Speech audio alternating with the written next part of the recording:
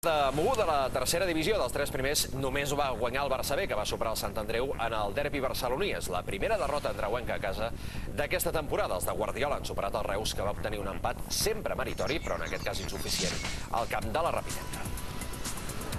Segur que el sancionat Pep Guardiola, per més bona ubicació que busqués, no va veure gaire bon futbol.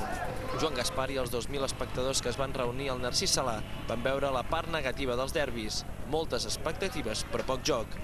En la primera meitat, el porter local Aurreco va tenir força feina, primer amb aquesta internada de Jeffren i després amb aquesta falta servida per Pedrito, que obliga el porter andreuenc a fer marxa enrere per desviar.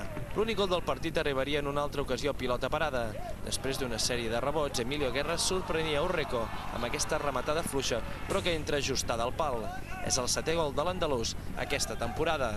En la segona meitat, encara es va reduir més el ritme de les ocasions i també totes a pilota parada.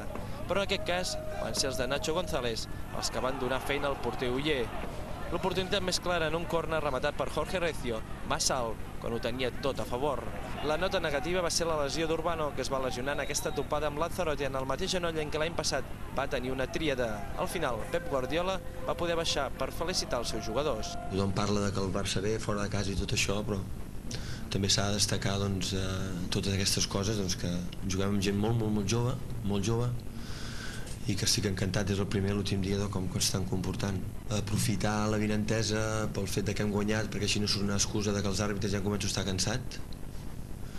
Son 4 expulsiones a un equipo que no dura una patada. No hemos estado todo lo bien que quisiéramos, ¿no? Creo que hemos mejorado bastante en el segundo tiempo, pero en el primer tiempo no hemos estado muy acertados, sobre todo en el juego ofensivo, ¿no?